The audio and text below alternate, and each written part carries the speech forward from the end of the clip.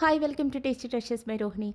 ഇന്ന് ഇഡ്ഡലി ദോശയുടെ കൂടെ അതേപോലെ തന്നെ ചോറിൻ്റെ കൂടെയൊക്കെ കഴിക്കാൻ പറ്റിയിട്ടില്ല നല്ല ടേസ്റ്റി ആയിട്ടുള്ള ബോംബെ സാമ്പാർ തയ്യാറാക്കി നോക്കിയാലോ. ഇതിന് പരിപ്പും പച്ചക്കറികളോ അതേപോലെ തന്നെ നാളികേരത്തിൻ്റെ ഒന്നും ആവശ്യമില്ല. ആദ്യം ഒരു 2 ടേബിൾ സ്പൂൺ വെളിച്ചെണ്ണ ഒന്ന് ചൂടാക്കി എടുക്കണം. പിന്നീട് ഇതിലേക്ക് ഒരു 1/2 ടീസ്പൂൺ കടുക്, ഒരു 1/4 ടീസ്പൂൺ നല്ല ജീരകം, 1 ടീസ്പൂണോളം ഉഴുന്നുപരിപ്പ്, പിന്നെ ഒരു 1/2 ടീസ്പൂൺ കടലപ്പരിപ്പ്, ഇത്രയും ചേർത്തിട്ട് നമുക്കിതൊന്ന് ലോ ഫ്ലെയിമിൽ വെച്ചിട്ട് ഒന്ന് വറുത്തെടുക്കണം. എന്നിട്ട് അതിലേക്ക് അതൊന്ന് കളർ മാറി വരുന്ന സമയത്ത് ഒരു 2 വറ്റൽമുളക് പൊട്ടിച്ച കൂടി ചേർത്തിട്ട് നന്നായിട്ടൊന്ന് ഇളക്കി യോജിപ്പിക്കാം.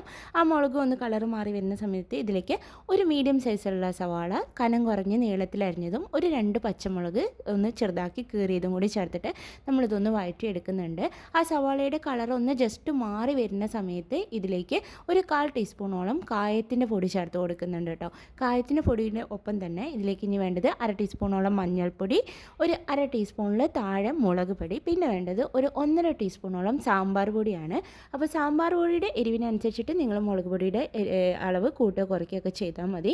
എന്നിട്ട് ഇത് നന്നായിട്ടൊന്ന് ആദ്യം ചൂടാക്കി എടുക്കണം. ആ പൊടികളൊക്കെ ഒന്ന് ചൂടായി ഒന്ന് കളർ മാറി വരുന്ന ആ ഒരു സമയത്ത് വേണം ഇനി ഇതിലേക്ക് തക്കാളി ചേർത്ത് കൊടുക്കാനായിട്ട്. മീഡിയം സൈസുള്ള അത്യാവശ്യം പുളിയുള്ള ഒരു തക്കാളിയാണ് കേട്ടോ ചേർത്ത് കൊടുത്തിരിക്കുന്നത്.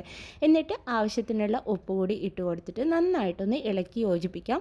ഒരു സെക്കൻഡ് ഒന്ന് ഇളക്കി യോജിപ്പിച്ചതിന് ശേഷം മാത്രം ഇതിലേക്ക് വേവിക്കാൻ ആവശ്യമായിട്ടുള്ള വെള്ളം ചേർത്ത് കൊടുക്കാം. ഒരുപാട് വെള്ളത്തിൻ്റെ ഒന്നും ആവശ്യമില്ല, കാരണം ഈ തക്കാളി ഉള്ളിലേക്കൊന്ന് പെട്ടെന്ന് വെന്ത് കിട്ടും. ആ ഒരു പൊടികളുടെ ഒരു പച്ച ടേസ്റ്റ് പോകുന്നവരെ നന്നായിട്ടൊന്ന് തിളപ്പിച്ചെടുത്താൽ തന്നെ മതി. ഇനി ഇത് നന്നായിട്ട് ഇളക്കി കൊടുത്തതിന് ശേഷം ഇനി ഇതിലേക്ക് വേണ്ടത് ഒരു ചെറിയ കഷ്ണം ശർക്കരയാണ്. ആ ശർക്കര ആ ഒരു മധുരം ബാലൻസ് ചെയ്യാൻ വേണ്ടിയിട്ടാണ് കേട്ടോ. പുളിയും ഉപ്പും മധുരം കൂടി ഒന്ന് ബാലൻസ് ആവാനായിട്ടാണ്.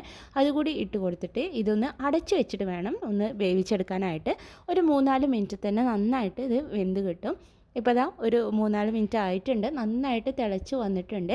ഇനി ഈ ഒരു പാകത്തിലാകുമ്പോൾ നമ്മൾ ഇതിലേക്ക് ചേർത്ത് കൊടുക്കേണ്ടത് ഒരു 2 ടീസ്പൂണോളം കടലപ്പൊടി കുറച്ച് വെള്ളത്തിൽ ഒട്ടും കട്ടയില്ലാതെ കലക്കിയെടുക്കണം.